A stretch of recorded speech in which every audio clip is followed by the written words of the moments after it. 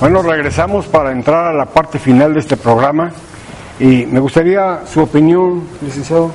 Mire, yo creo que qué bueno que se discuta, se analice la reforma laboral, que se peleen cada uno de los artículos y demás, pero no olvidemos que además de la ley, de la norma como tal, está la manera de instrumentarla.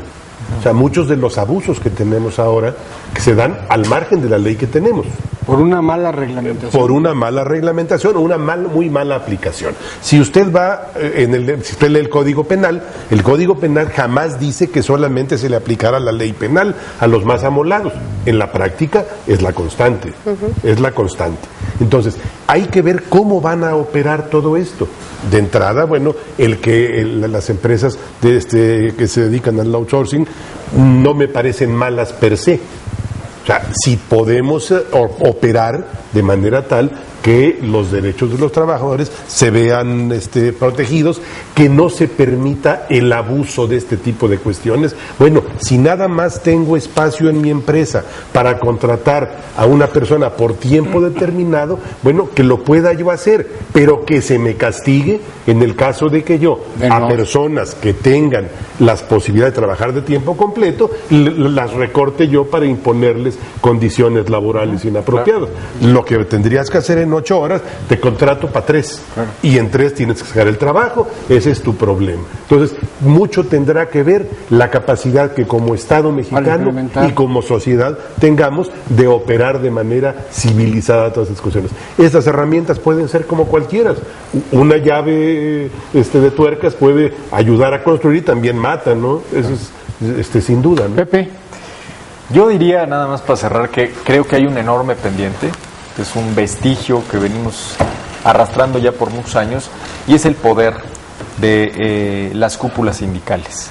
Me parece que otra vez, en este esfuerzo loable, lo que queda y lo que sí, digamos, es la mancha de tinta sobre el blanco de la reforma, es el hecho de que la cúpula sindical todavía tenga la suficiente capacidad de presión sobre quien ejerce el poder, en este caso el presidente electo, como para doblar las manos de muchos legisladores y que no se pueda abordar un tema fundamental, incluso que ha sido abierto por la Organización Internacional del Trabajo, que es la transparencia sindical, la elección con mayor democracia al interior de estas organizaciones, porque creo que como en muchos otros casos, y bien lo ha dicho Gerardo en otras mesas, ya nos acostumbramos a la impunidad, pero en estos años hemos visto y hemos sido testigos de la opulencia, del exceso, del latrocinio vil de muchos líderes sindicales,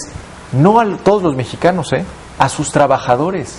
Son sus trabajadores los que pagan yates, los que pagan relojes de $60,000 y los que pagan un penthouse en la Riviera Maya. Entonces, ese tipo de cosas me parece que no transita necesariamente por el legislativo.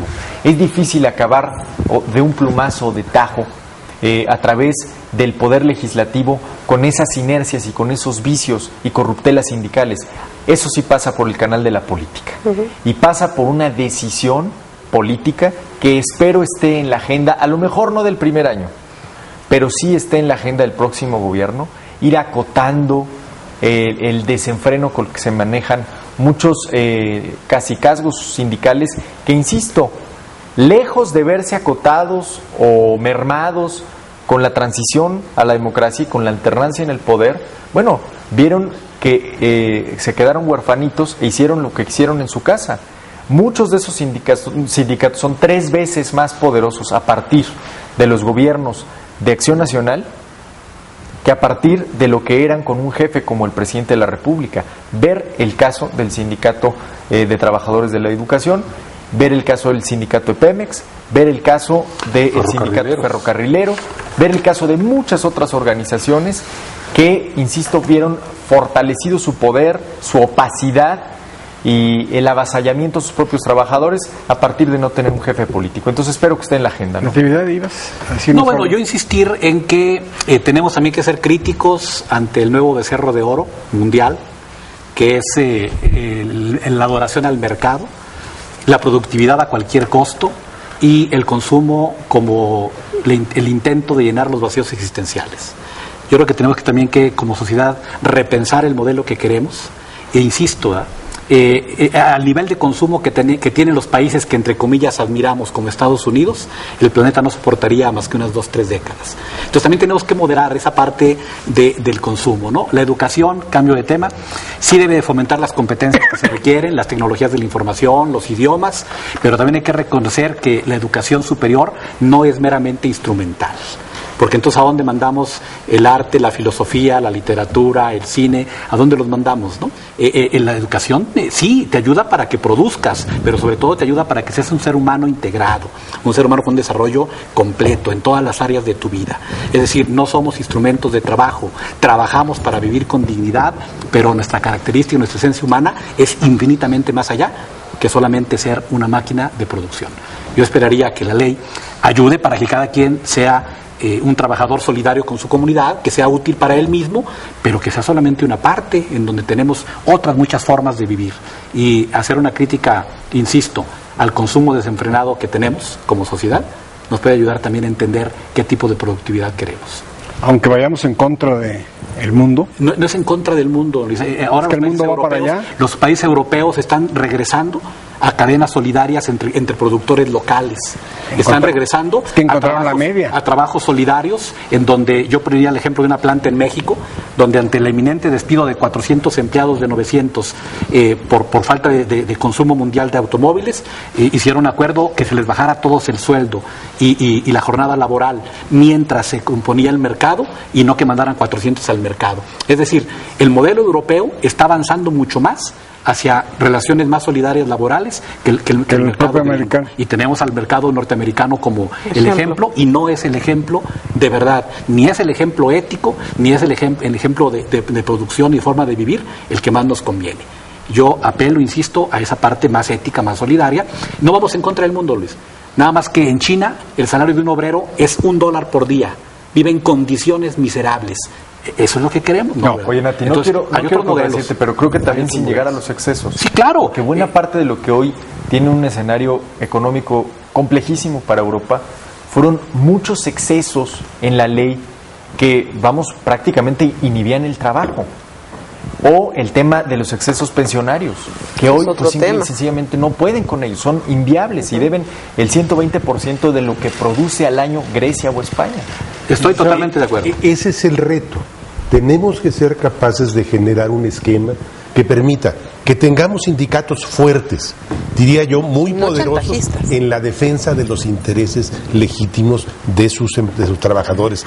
De esos nos hacen falta. Pero sin que lleguen a los excesos ofensivos que vemos de la niña viajando en el avión con el perro y cosas por el estilo que indignan a cualquiera. Que podamos generar condiciones de trabajo que sean productivas, que permitan la comercialización en condiciones favorables, todo eso, pero no a costa de la dignidad humana de ninguna manera.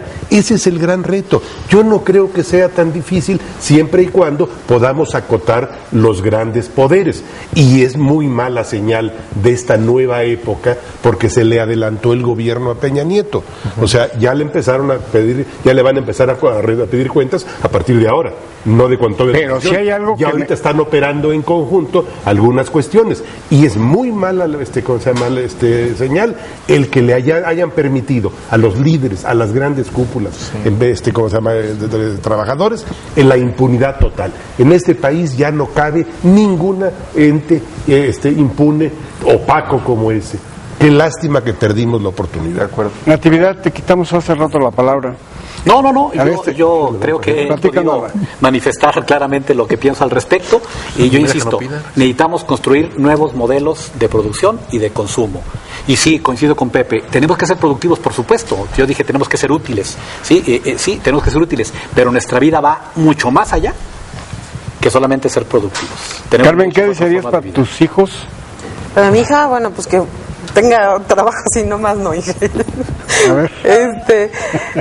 Más que nada que tenga esa capacidad de desarrollarse en lo que quiera, pero con con la responsabilidad de que si no va a ser aquí en su estado, en su país, tenga la visión de irse a desarrollar a otro lado, que se prepare y que haya esa necesidad por parte de los jóvenes, que es el presente de nuestro país y es el futuro, de poder superarse, de poder capacitarse y de pues echarle ganas, no nada más. Es que ese es el mundo globalizado, mundo, aprovechar ¿no? también otros Todo. países. Si no lo tenemos en nuestro país, Pues vamos a otro lado. irnos a Pero, por conquistar ejemplo, otros mundos. tocabas el caso de las armadoras. Ahí, de verdad, la beta no puede estar más clara. En una de las economías, digamos, de los sectores de la economía más exitosos a partir del Tratado de Libre Comercio es por mucho la industria de exportación de automóviles. Por mucho. Y además uno ve los polos de desarrollo que generan en el caso de Aguascalientes, de Puebla, de Querétaro, de San Luis, Guanajuato, y San en Luis. verdad da gusto. Entonces, creo que ahí lo que tendríamos que preguntarnos es, de acuerdo, ahí hay un mercado en el que estamos perdiendo una oportunidad. ¿Qué tenemos que hacer?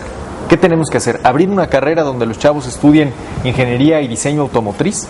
¿Traernos un clúster de autopartes? ¿Qué necesitamos hacer? Y adaptarnos.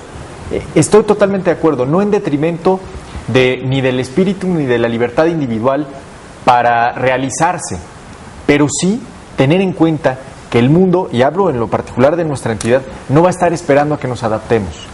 Yo sí insistiría, Pepe, a todos los jóvenes que no dejaran de estudiar, porque al final las fuentes de trabajo se van a abrir y se van a ir con las gentes que mejor preparados estén. Pues hay que insistir en que los jóvenes deben estudiar y la política debe abrir mayores fuentes de trabajo para que se complemente la universidad con las fuentes de trabajo. Carmen ya nos llegó, me tocó a mí. Le tocó.